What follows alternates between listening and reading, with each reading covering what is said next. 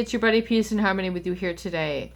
We are zooming in and focusing in a little bit more in depth on the female psychopath and their grandiosity and a parasitic relationship that they tend to have with others. They have a parasitic nature, meaning that they need to latch onto the life really of another. They need to target and prey and really sort of suck up another individual with whom they have a drive after. And a viewer so aptly stated they have a high target drive, meaning that they will go after not the low-hanging fruit, not someone who is easy to ensnare, but somebody who they have their eye on, who it would be a challenge for them to take down.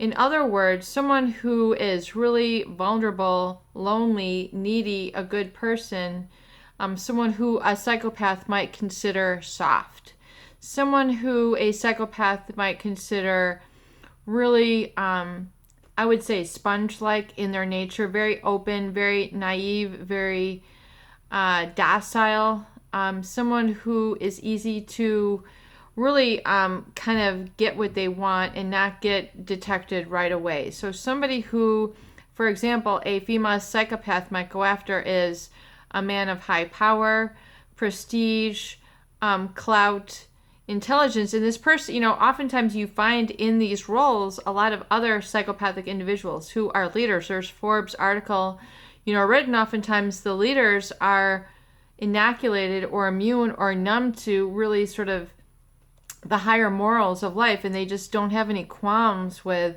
taking advantage of people. They don't have an inner space within them that they feel hurts, when they're taking advantage of others. They just think that that's the way it is, and they're psychopathic. They are literally cold-blooded. So oftentimes, when we talk about psychopaths being cold-blooded, or having a psychopath might describe their experience as having ice in their veins, that they just don't have any feeling. They don't have any feeling for animals. Their dog dies or was put to sleep, and most people would, be grief-stricken. The narcissist does not really experience a lot of that grief. They just kind of look at it like, they just don't have an emotional attachment to people, but yet they will go after people who have a lot that they have to profit from in their destruction.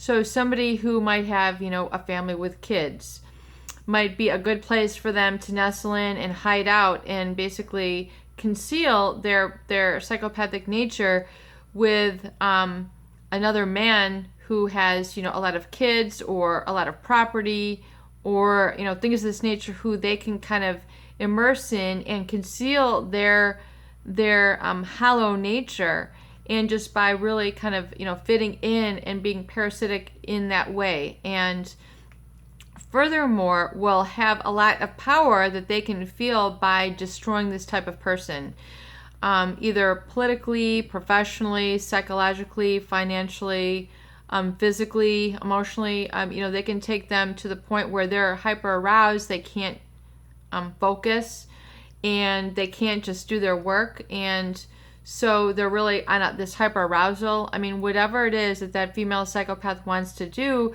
they're going to infiltrate the psychology of that person to the point where basically they're rendered helpless, they're dysfunctional, they're crippled. They will try to kind of get into the recesses of their mind and play a lot of incongruent games. In other words, a lot of the mind gaslighting has to do with the incongruence between the things that they say and what they do, and especially when it comes to the verbalization, the tone, which they are adept at, and is their tone can be very beguiling, in that there's a real incongruence between what they say and what they do.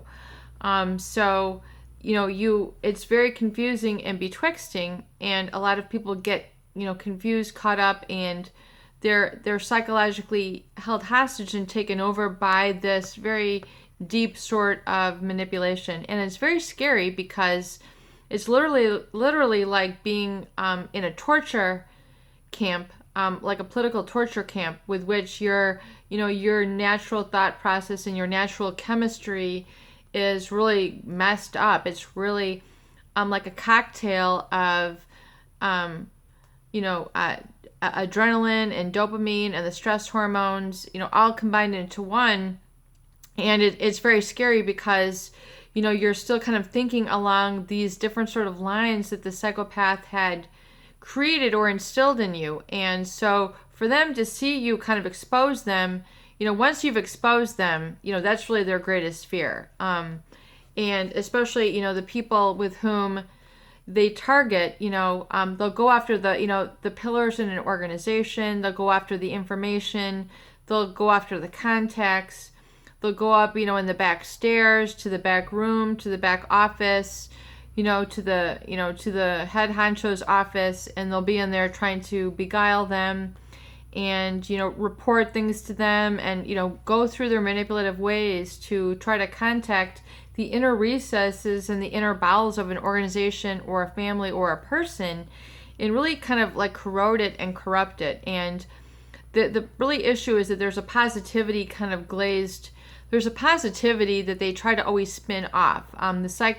The psychopath is emotionally manipulating in that they're trying to be, this charming person who you might feel sorry for, but it's all a facade, and it's all a very so they can drop their persona like a hot potato. I mean, if you've ever seen it, a psychopath can, literally their energy becomes metamorphosized into like a whole different person when they are not in that role, and they know that they have this beguiling way about them, and they know the influence that they have on others. They're very well aware of it, and that they're different from most people, and that they have this incongruity, and they think that it's kind of funny that other people would be so caught up and held up by these emotions of guilt and fear and regret and remorse, that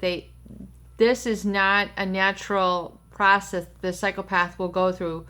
They will speed through that right away. It's not an inhibitory factor for them. In fact, they feel quite hollow inside without this morality, without this humanity, without this inner guidepost. They feel very hollow inside in terms of like love, attachment, or like feeling. So that's why they get into this hyper arousal manipulation, taking people over and empowering other people to make them feel alive. It's like what they need to cause them to feel alive, and then they can drop it as soon as they're done with it. And when they drop it, it's generally never in better shape than when they found it. In other words, people, organizations, families, etc., they're going to leave a wake of destruction. And it, very weak people without a backbone will stay with them. They will continue to stay. They will not want to see the truth. They would rather live in denial. So the high-hanging fruit, the people who, think of themselves and evaluate themselves in this naive way, and they act like they don't really know, or, they don't really care. This person is manipulating them right and left, and like right underneath their nose, and they just don't get it. And they just kind of, they think that they're being such a man or such a woman by not attending to the signs, that they're just going to let it go. And they think, well, this is what tough love is, or this is what love with a bad boy is, or a bad girl is. And then they don't realize that they're being manipulated right underneath their nose, basically by this person who is seeking out their destruction. And their destruction can be in whatever parasitic ways. It can be stealing things, taking strange things that they need. It can be marking up your car, marking up your house, your office, leaving strange symbols places, taking strange items and walking away with it. You're wondering where your belongings went, and they have it, and they've got it somewhere in their car or another person's house or in their pillowcase. They're flipping pictures around, to make it seem like they're one person, and then they're flipping pictures around for another person, for another. Psychopaths will do this. They'll have pictures of their loved ones, who are not their loved ones, but like, of specific people, according to when specific people visit. Like, they'll really, really create a whole different scenario for different people. And the more adrenaline is when they're able to kind of challenge their target with the fear of losing them. So they'll be very testy of these people and see how far that they can kind of interweave the different manipulations that they have going on. The affairs, try to schedule them in the same day, or etc. Different challenges like that they try to set up, and really sort of go after people who that they can then like laugh about, that they were able to take down this and this leader of an organization, or this and this pillar in the community, or it's just how they calculate. It's how they feel alive. It's how they challenge themselves. It's how they tend to grow, and it becomes more pronounced with time. The psychopath doesn't really grow out of it.